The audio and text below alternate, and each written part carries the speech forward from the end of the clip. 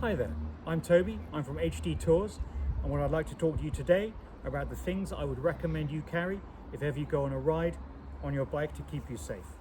The items here will cover about 90% of all the problems that you may encounter when you're on a ride, and those 90% are covered by three things: running out of fuel, your battery, and your tires. So, diving straight in, starting with fuel. There are two ways you can go about this. All emergency and recovery vehicles in the UK, they carry canisters of fuel, which you can buy from them. They will sell you the fuel. For that reason, whenever I'm on a bike, I carry £10 sterling and €10 if I'm ever abroad. That's tucked away, hopefully never to be seen.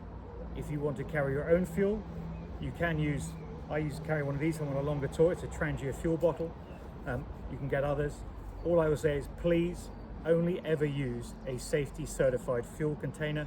Don't use a water bottle or a plastic container or anything else, because the fuel fumes will build up, blow the top off, and you'll have fuel all over your motorcycle, which is never going to end well. Dealing with your battery, there are two schools of thought here. You can either carry jump cables so that you can jump start another vehicle from yours, another motorcycle from yours, or you can have someone else jump start your motorcycle from theirs. If you don't want to carry jump cables, you can carry a booster pack. I carry a booster pack. This is mine. This is made by Harley-Davidson, and with the jump cables, it means that if I do get a flat battery, I can jump start the bike on my own.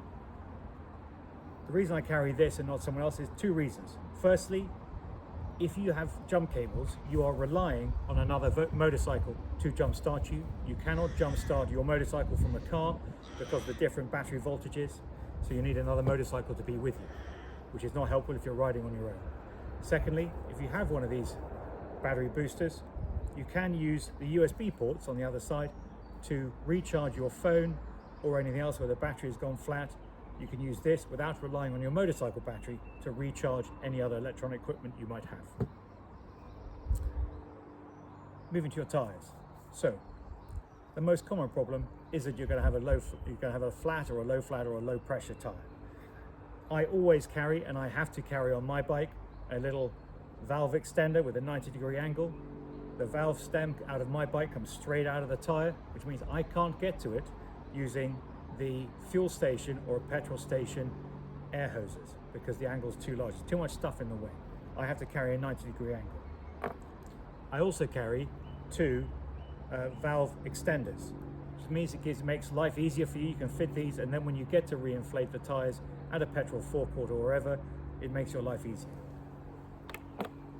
If you can't do that and you're doing it by the side of the road, I carry a little rechargeable tire inflator. This one is nice and compact, all sorts of others. This will do about 3 or 4 tires from flat to full. It's got 2 memories in it for my front and my rear tire, 36 psi and 40 psi, and it tucks away quite nicely.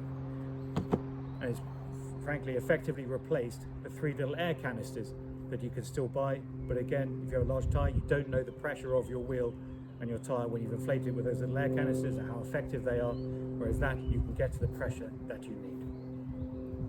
Looking at other items I carry, these are mostly now for your safety, because it is absolute, you are not going to stop on the side of the road when it's nice weather in daylight with low traffic. It is always bound to be dark, cold, and miserable.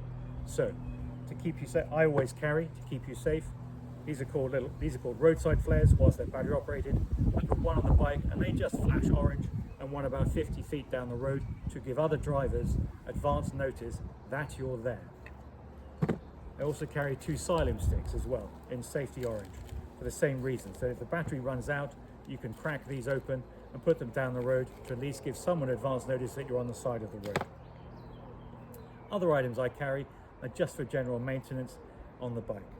I carry a little stack of screw heads with an adapter that effectively replaces 10 screwdrivers. 2 other little screwdrivers, both cross thread and flat,